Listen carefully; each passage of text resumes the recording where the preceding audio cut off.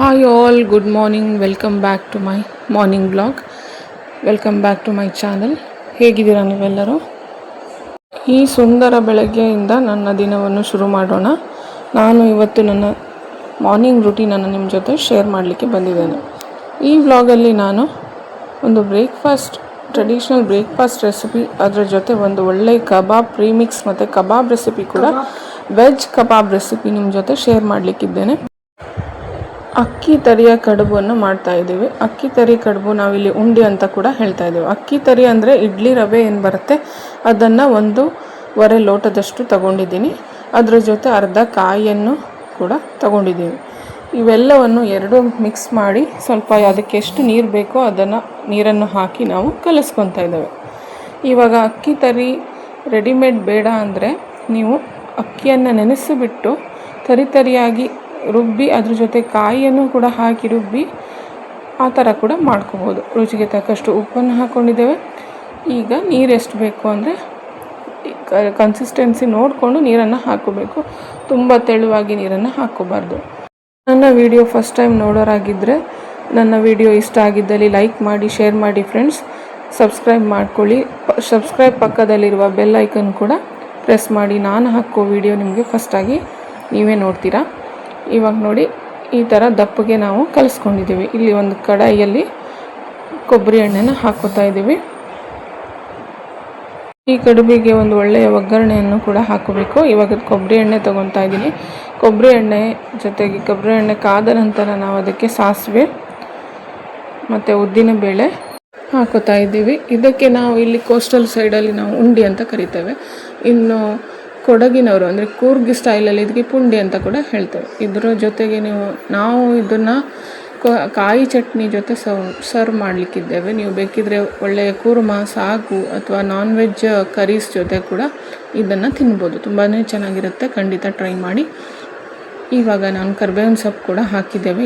ಒಗ್ಗರಣೆ ಎಲ್ಲ ಆದಮೇಲೆ ಈಗ ಕಲಿಸ್ಕೊಂಡಿಟ್ಟ ಮಿಶ್ರಣ ಏನಿದೆಯಲ್ಲ, ಅಕ್ಕಿ ತರಿ ಮತ್ತು ಕಾಯಿಯನ್ನು ಇದಕ್ಕೆ ಹಾಕ್ಕೊಂಡು ನಾವು ಚೆನ್ನಾಗಿ ಇದನ್ನು ತಳ ಹತ್ತದೆ ನಾವು ಚೆನ್ನಾಗಿ ಕೈ ಆಡಿಸ್ತಾನೆ ಇರಬೇಕು. ನೀರು ಇನ್ನೊಂದು ಸ್ವಲ್ಪ ಜಾಸ್ತಿನೇ ಹಾಕಿ ಈ ಕನ್ಸಿಸ್ಟೆನ್ಸಿ ಹದ ಬರೋವರೆಗೂ ನಾವು ನೀರನ್ನು ಹಾಕ್ಕೊಂಡಿದ್ದೇವೆ. ಇವಾಗ ಕೈ ಆಡಿಸ್ದೇನೆ ಅಂದರೆ ತಳ ಹತ್ತದೆ ನಾವು ಸುಮ್ಮನೆ ಕೈ ಆಡಿಸ್ತಾನೆ ಇರಬೇಕು. ಒಂದು 2-3 ಮಿನಿಟ್ಸಲ್ಲಿ ಆಗುತ್ತೆ. ತುಂಬ ಹೊತ್ತೇನು ಸ್ವೀಟ್ ಥರ ಒಂದು 20 ನಿಮಿಷ ಅಂತೂ ಹಿಡಿಯಲ್ಲ. ಇದು ಒಂದು 4-5 ನಿಮಿಷದಲ್ಲಿ ಇದು ದಪ್ಪಗಾಗಕ್ಕೆ ಶುರುವಾಗುತ್ತೆ. ತುಂಬ ಈಸಿಯೇ ಇದೆ. ಕೈ ಆಡಿಸ್ತಾ ಸ್ವಲ್ಪ ಈ ಥರ ದಪ್ಪ ಆಗೋಕ್ಕೆ ಶುರುವಾಗುತ್ತೆ. ನೋಡಿ, ಈ ಥರ ಕನ್ಸಿಸ್ಟೆನ್ಸಿಗೆ ಬರೋಕ್ಕೆ ಶುರುವಾಗುತ್ತೆ. ಆಮೇಲೆ ನೀವು ಒದ್ದೆ ಕೈಯನ್ನು ಮಾಡಿಬಿಟ್ಟು ಈ ಥರ ಮುಟ್ಟಿ ನೋಡಿದರೆ ನೋಡಿ ಇನ್ನೂ ಹಸಿ ಇದೆ ಅಂತ ಅರ್ಥ. ಇದು ಕೈಗೆ ಏನು ಅಂಟ್ಕೋಬಾರ್ದು. ನಾವು ನೀರನ್ನು ಅದ್ದಿ ಮುಟ್ಟೋವಾಗ ಕೈ ಕ್ಲೀನಾಗಿ ಬರಬೇಕು.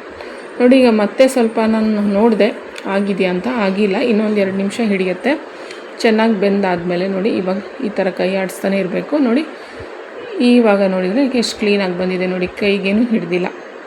ಇವಾಗ ಇದು ರೆಡಿ ಆಯಿತು. ಅಂದರೆ ಇದನ್ನು ಇವಾಗ ನಾವು ಕಡುಬನ್ನು ಕಟ್ಟೋಕ್ಕೆ ರೆಡಿಯಾಗಿದೆ ಇದು. ಇವಾಗ ನಾವು ಇಡ್ಲಿ ಪಾತ್ರೆಯನ್ನು ಇಲ್ಲಿ ಇಟ್ಕೋತಾ ಇದ್ದೇವೆ. ನೀವು ಯಾವ ಥರ ಕಡುಬೆಲ್ಲ ಮಾಡ್ತೀರಾ ಅಂತ ಶೇರ್ ಮಾಡಿ. ನನ್ನ ಜೊತೆ ರೆಸಿಪೀಸನ್ನ ಕಮೆಂಟ್ ಮೂಲಕ ಶೇರ್ ಮಾಡಿ ಫ್ರೆಂಡ್ಸ್. ಇವಾಗ ಈ ಥರ ಪ್ಲೇಟ್ಗೆ ಹಾಕ್ಕೊಂಡು ನಾವು ಈ ಥರ ಉಂಡೆಯನ್ನು ಕಟ್ಟಬೇಕು. ಈ ಥರ ರೌಂಡ್ ಆಗಿ ಕೂಡ ಕಟ್ಬೋದು, ಅಥವಾ ನಾವು ಉದ್ದುದ್ದಕ್ಕೆ ಕೂಡ ಓವಲ್ ಶೇಪಲ್ಲಿ ಕೂಡ ಮಾಡ್ಕೊಬೋದು. ನೋಡಿ, ಈ ಥರ ರೌಂಡಾಗಿ ನಮ್ಮಮ್ಮ ಈ ಥರ ಕಟ್ತಾ ಇದ್ದಾರೆ. ಇವಾಗ ನೋಡಿ, ರೌಂಡ್ ಈ ಥರ ಮಾಡಿಕೊಂಡು ಬಿಸಿ ಇರುವಾಗಲೇ ಕಟ್ಟಬೇಕದು. ತುಂಬ ತಣ್ಣೋದ್ರೆ ಕಟ್ಟೋದಕ್ಕೆ ಪುಡಿಯಾಗಿ ಅನಿಸುತ್ತೆ, ಡ್ರೈ ಅನಿಸ್ಬಿಡುತ್ತೆ. ನೋಡಿ, ಈ ಥರ ಕಟ್ಬಿಟ್ಟು ಎಲ್ಲವನ್ನು ಈ ಥರ ನಾವು ಉಂಡೆಯನ್ನು ಕಟ್ಕೋಬೇಕು. ಕಟ್ಕೊಂಡಾದ ಮೇಲೆ ಹಬೆಯಲ್ಲಿ ಇದು ಒಂದು 10-15 ನಿಮಿಷ ನಾವು ಸ್ಟೀಮ್ ಮಾಡಲಿಕ್ಕಿದ್ದೇವೆ. ತುಂಬ ಹೆಲ್ದಿ ರೆಸಿಪಿ, ಖಂಡಿತ ಟ್ರೈ ಮಾಡಿ. ಇಷ್ಟ ಆದಲ್ಲಿ ನನಗೆ ಕಮೆಂಟ್ ಮೂಲಕ ತಿಳಿಸಿ. ನೋಡಿ, ಈ ಥರ ಪೂರ್ತಿಯಾಗಿ ನಮ್ಮದು ಕಟ್ಟಿದಾಗಿದೆ. ಇವಾಗ ಸ್ಟೀಮ್ ಮಾಡಲಿಕ್ಕೆ ಹೋಗೋಣ. ನೋಡಿ, ಇಷ್ಟು ಉಂಡೆ ಆಯಿತು. 1.5 ಕಪ್ ಅಕ್ಕಿ ತರಿ ಹಾಕಿದ್ದಕ್ಕೆ ಇಷ್ಟು ಉಂಡೆ ಬಂತು. ಇವಾಗ ಈ ಸ್ಟೀಮ್ ಮಾಡ್ತಾ ಇದ್ದೀವಿ. ಸ್ಟೀಮ್ ಒಂದು 12-15 ನಿಮಿಷ ನಾವು ಮುಚ್ಚಿ ಇದು ಹಬೆಯಲ್ಲಿ ಬೇಯಿಸ್ಲಿಕ್ಕಿದ್ದೇವೆ. ಇದಿನ್ನೂ ಬೇಯಬೇಕು. 15 ಮಿನಿಟ್ಸ್ ಹಿಡಿಯುತ್ತೆ. ನಾನೀಗ ಹೊರಟಿದ್ದೀನಿ. ಮಾರ್ನಿಂಗ್ ವಾಕ್ ಒಂದು 45 ಮಿನಿಟ್ಸ್ ವಾಕ್ ಮಾಡ್ತೀನಿ ನಾನು ಡೈಲಿ. ಇವಾಗ ವಾಕಿಗೆ ಹೊರಟಿದ್ದೀನಿ.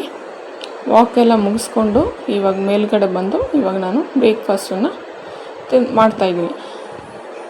ನಾವು ಇದು ಉಂಡೆ ಜೊತೆ ಮೇಲ್ಗಡೆಯಿಂದ ಹಸಿ ಕೊಬ್ಬರಿ ಎಣ್ಣೆ ಮತ್ತು ಕಾಯಿ ಚಟ್ನಿ ಜೊತೆ ಸರ್ವ್ ಮಾಡ್ತೀವಿ. ನೀವು ಬೇಕಿದ್ರೆ ನಾನ್ ವೆಜ್ ಕರೀಸ್ ಜೊತೆ, ಚಿಕನ್ ಕರಿ, ಫಿಶ್ ಕರಿ ಜೊತೆ ಕೂಡ, ಅಥವಾ ವೆಜ್ ಸಾಗು, ಕೂರ್ಮಾ ಈ ಥರ ಕೂಡ ಇದಕ್ಕೆ ಕಾಂಬಿನೇಷನ್ ಮಾಡಿಕೊಂಡು ತಿನ್ಬೋದು. ಇದಾದಮೇಲೆ ನಾನು ನನ್ನ ಆರ್ಟ್ ಚಾನಲ್ಗೆ ವಿಡಿಯೋ ಅಪ್ಲೋಡ್ ಮಾಡೋದಕ್ಕೋಸ್ಕರ ವಿಡಿಯೋ ಮಾಡೋಕ್ಕೆ ಸ್ಟಾರ್ಟ್ ಮಾಡಿದೆ. ಇದನ್ನೆಲ್ಲ ಇವಾಗ ಶೂಟ್ ಕೂಡ ಮಾಡ್ತಾಯಿದ್ದೆ. ಈ ಥರ ನಾನು ಆರ್ಟ್ ಕೂಡ ಮಾಡ್ತೀನಿ. ನನ್ನ ಆರ್ಟ್ ಚಾನಲ್ ಹೆಸರು ಬಂದುಬಿಟ್ಟು ಆರ್ಟಿಸ್ಟಿಕ್ ಟ್ರೇಲ್ಸ್ ಬೈ ಸಂಧ್ಯಾ. ಅದನ್ನು ಕೂಡ ಖಂಡಿತ ವಿಸಿಟ್ ಮಾಡಿ, ಚಾನಲನ್ನು ಚೆಕ್ಔಟ್ ಮಾಡಿ ಮತ್ತು ಸಪೋರ್ಟ್ ಮಾಡಿ. ಇವಾಗ ಇದೆಲ್ಲ ಮುಗಿಸಿ ಕಬಾಬ್ ಪ್ರಿಮಿಕ್ಸನ್ನು ನಿಮ್ಮ ಜೊತೆ ಶೇರ್ ಮಾಡ್ತಾ ಇದ್ದೇನೆ. ಈ ಕಬಾಬ್ ಪ್ರಿಮಿಕ್ಸ್ ನೀವು ಮಾಡಿಟ್ಕೊಂಡ್ರೆ ನಾನ್ ವೆಜ್ ಕಬಾಬ್ ಆಗಿರಲಿ, ವೆಜ್ ಕಬಾಬ್ ಆಗಿರಲಿ ಸುಲಭವಾಗಿ ಮಾಡ್ಕೊಬೋದು. ಆಚೆಯಿಂದ ಕಬಾಬ್ ಪ್ರಿಮಿಕ್ಸ್ ತುಂಬ ಕಲ್ಲರು, ಪ್ರಿಸರ್ವೇಟಿವ್ ಎಲ್ಲ ಇರುತ್ತೆ. ಇದು ಮನೆಯಲ್ಲೇ ಮಾಡಿರುವಂಥದ್ದು, ತುಂಬ ಕಲರ್ ಹಾಕದೇ ಮಾಡ್ತಾಯಿದ್ದೇವೆ. ಇದಕ್ಕೆ ನಾನು 1 ಕಪ್ಪಷ್ಟು ಮೈದಾ ಹಿಟ್ಟು, 1 ಕಪ್ಪಷ್ಟು ಕಾರ್ನ್ಫ್ಲೋರು, ಇನ್ನು ಅರ್ಧ ಕಪ್ಪಷ್ಟು ಧನಿಯಾ ಪುಡಿ, ಇನ್ನು ಅರ್ಧ ಕಪ್ಪಷ್ಟು ಮೆಣಸಿನ ಪುಡಿಯಲ್ಲಿ ನೀವು 1/4 ಕಪ್ಪಷ್ಟು ಬ್ಯಾಡಗಿ ಮೆಣಸಿನ ಪುಡಿ ಕೂಡ ತೊಗೊಂಡಿದ್ದೀನಿ, ಕಾಶ್ಮೀರಿ ಚಿಲ್ಲಿ ಪೌಡರ್, ಇನ್ನು 1/4 ಕಪ್ಪಷ್ಟು ಗರಂ ಮಸಾಲ ಮತ್ತು 4 ಟೇಬಲ್ ಸ್ಪೂನ್ ಉಪ್ಪು. ಇವಿಷ್ಟನ್ನು ಹಾಕಿ ಚೆನ್ನಾಗಿ ಮಿಕ್ಸ್ ಮಾಡ್ಕೊಬೇಕು. ಕೈಯಲ್ಲಿ ಈ ಥರ ಮಿಕ್ಸ್ ಮಾಡಿಕೊಂಡ್ರೂ ಪರವಾಗಿಲ್ಲ, ಇಲ್ಲಾಂದರೆ ಮಿಕ್ಸಿಯಲ್ಲಿ ಹಾಕಿ ಒಂದು ಸರಿ ಪಲ್ಸ್ ಮಾಡಿದರೂ ಆಗುತ್ತೆ. ಇದನ್ನು ನೀವು ಏರ್ ಟೈಟ್ ಕಂಟೈನರಲ್ಲಿ ಹಾಕಿ 1 ಮಂತ್ಗಿಂತ ಜಾಸ್ತಿನೇ ಇದು ಸ್ಟೋರ್ ಮಾಡ್ಬೋದು. ಇವಾಗ ನೋಡಿ ಇದನ್ನೆಲ್ಲ ಮಿಕ್ಸ್ ಮಾಡ್ಕೊತಾ ಇದ್ದೀನಿ. ಮಿಕ್ಸ್ ಮಾಡ್ಕೊಂಡಾದಮೇಲೆ ಇವಾಗ ಇದನ್ನು ಉಪಯೋಗಿಸಿ ಹೇಗೆ ಒಂದು ಕಬಾಬನ್ನು ಮಾಡ್ಬೋದು ಅಂತ ತೋರಿಸ್ಕೊಡ್ತಾ ಇದ್ದೀನಿ. ಹಲಸಿನಕಾಯಿಯ ಕಬಾಬ್ ಮಾಡ್ತಾಯಿದ್ದೀನಿ. ಒಳ್ಳೆ ಒಂದು ಹಲಸಿನಕಾಯಿ ಸಿಕ್ಕಿದೆ, ತುಂಬ ಬಲ್ತೋಗಿರೋದು ಹಲಸಿನಕಾಯಿ, ಅದು ಬೀಜ ಎಲ್ಲ ಬಿಟ್ಟಿರೋದೆಲ್ಲ ಹಲಸಿನಕಾಯಿ ಚೆನ್ನಾಗಾಗಲ್ಲ, ತುಂಬ ಎಳೆ ಇರೋದು ತೊಗೋಬೇಕು. ಈ ಥರ ತೆಗೆದುಕೊಂಡು ನಾವು ಕಟ್ ಮಾಡಿ ಒಂದು 5 ನಿಮಿಷ ಸ್ಟೀಮಲ್ಲಿ ಬೇಯಿಸ್ಕೊಂಡಿದ್ದೀನಿ. ಈ ಥರ ಬೇಯಿಸ್ಕೊಂಡಿಲ್ಲ ಅಂದರೆ ಅದು ರಾನೇ ಕಬಾಬ್ ಮಾಡ್ತೀವಿ ಅಂತ ಹೋದರೆ ತುಂಬ ಬೇಯೋಕ್ಕೆ ಕಷ್ಟ ಆಗುತ್ತೆ. ಅದು ತುಂಬ ಹಸಿಯಾಗಿರೋದ್ರಿಂದ ಜಾಕ್ ಫ್ರೂಟು ಬೇಯೋಕ್ಕೆ ತುಂಬ ಹೊತ್ತು ಹಿಡಿಯುತ್ತೆ. ಇವಾಗ ಒಂದು ಬೌಲಲ್ಲಿ ಜಿಂಜರ್ ಗಾರ್ಲಿಕ್ ಪೇಸ್ಟ್ 1 ಸ್ಪೂನ್ ತೊಗೊಂಡಿದ್ದೀನಿ. ಅದ್ರ ಜೊತೆ ಚಿಟಿಕೆ ಅರಿಶಿನ ಪುಡಿ ಮತ್ತು ಇವಾಗ ಕಬಾಬ್ ಮಿಕ್ಸನ್ನು ಹಾಕೋತಾ ಇದ್ದೀವಿ. ಕಬಾಬ್ ಮಿಕ್ಸು ನಿಮ್ಮ ಕ್ವಾಂಟಿಟಿ ಮೇಲೆ ಎಷ್ಟು ಬೇಕೋ ಅಷ್ಟು ತಗೊಂಡು ನಾವು ನೀರು ಹಾಕಿ ಕಲಿಸ್ಕೊಬೇಕು. ಇವಾಗ ಉಪ್ಪು ಎಲ್ಲ ಇದಕ್ಕೆ ಇರೋದ್ರಿಂದ ನಾವು ಮೇಲಿಂದ ಉಪ್ಪು ಹಾಕುವ ಅವಶ್ಯಕತೆ ಇಲ್ಲ. ಹಾಗಾಗಿ ನೀರು ಹಾಕ್ಕೊಂಡು ಚೆನ್ನಾಗಿ ಕಲಿಸ್ಕೋಬೇಕು. ಇನ್ನು ನಾನ್ ವೆಜ್ ಕಬಾಬ್ ಮಾಡೋರಾದರೆ ನೀವು ಎಗ್ ಕೂಡ ಇದಕ್ಕೆ ಹಾಕ್ಕೊಂಡು ಚಿಕನ್ ಕಬಾಬ್, ಫಿಶ್ ಕಬಾಬ್ ಎಲ್ಲ ಮಾಡ್ಕೊಬೋದು.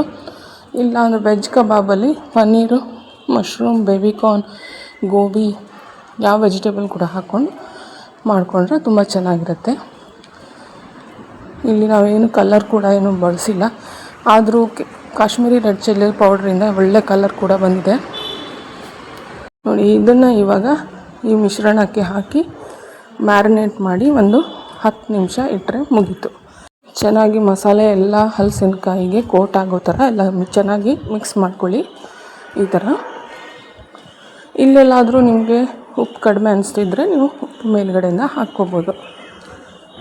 ಇವನ್ ಖಾರ ಕೂಡ ಹಾಗೇ. ಇವಾಗ ಒಂದು 5 ರಿಂದ 10 ನಿಮಿಷ ನಾವು ಇದನ್ನು ಮುಚ್ಚಿ ಇಡ್ತಾ ಇದ್ದೇವೆ. ಇನ್ನೊಂದು ಕಡೆ ಎಣ್ಣೆ ಕಾದಿದೆ, ಕೊಬ್ಬರಿ ಎಣ್ಣೆ ತೊಗೊಂಡಿದ್ದೀವಿ. ಇಲ್ಲಿ ನೀವು ಯಾವ ಎಣ್ಣೆ ಬೇಕಿದ್ರೂ ತೊಗೋಬೋದು. ಈ ಥರ ಹಲಸಿನಕಾಯಿಯನ್ನು ಹಾಕಿ ಚೆನ್ನಾಗಿ ಫ್ರೈ ಮಾಡ್ಕೊಬೇಕು. ಗೋಲ್ಡನ್ ಬ್ರೌನ್ ಆಗೋವರೆಗೂ ಡೀಪ್ ಫ್ರೈ ಮಾಡ್ಕೋಬೇಕು. ನೋಡಿ ಎಷ್ಟು ಚೆನ್ನಾಗಿ ಕಲರ್ ಬಂದಿದೆ, ತುಂಬ ಕ್ರಿಸ್ಪಿಯಾಗಿ ಬಂದಿದೆ. ಇವಾಗ ಕರ್ಬೇವಿನ ಸೊಪ್ಪು ಒಂದು ಹ್ಯಾಂಡ್ಫುಲ್ ತೆಗೆದುಕೊಂಡು ಇದಕ್ಕೆ ಹಾಕಿ ಇವಾಗ ಇದನ್ನು ಫ್ರೈ ಮಾಡಿದ್ದನ್ನು ಮೇಲೆ ಹಾಕ್ಕೋತಾ ಇದ್ದೀನಿ. ತುಂಬ ಫ್ಲೇವರ್ಫುಲ್ ಆಗುತ್ತೆ.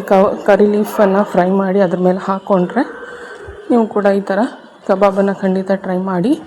ಮತ್ತು ಹೇಗೆ ಬಂತು ಅಂತ ನನಗೆ ಕಮೆಂಟ್ ಮೂಲಕ ತಿಳಿಸಿ. ತುಂಬ ಸೂಪರಾಗಿ ಕ್ರಿಸ್ಪಿಯಾಗಿ ಬಂದಿತ್ತು, ತುಂಬ ಟೇಸ್ಟಿಯಾಗಿತ್ತು ಹಲಸಿನಕಾಯಿ ಕಬಾಬ್. ಖಂಡಿತ ಟ್ರೈ ಮಾಡಿ. ಏನು ಕಲರ್ ಹಾಕದೇನೆ, ಪ್ರಿಸರ್ವೇಟಿವ್ ಏನು ಇಲ್ಲದೇ ಮಾಡುವಂಥ ಕಬಾಬ್ ಪ್ರಿಮಿಕ್ಸಿಂದ ಒಳ್ಳೆಯದೊಂದು ಹಲಸಿನಕಾಯಿ ಕಬಾಬನ್ನು ಇವತ್ತು ತೋರಿಸ್ಕೊಟ್ಟಿದ್ದೇನೆ. ನಿಮಗೆ ಇಷ್ಟ ಆಗಿದೆ ಅಂತ ನಾನು ಭಾವಿಸ್ತೀನಿ. ಇನ್ನು ನಾನು ನಿಮ್ಗೆ ಸಿಗ್ತೀನಿ ಮತ್ತೊಂದು ವ್ಲಾಗಲ್ಲಿ.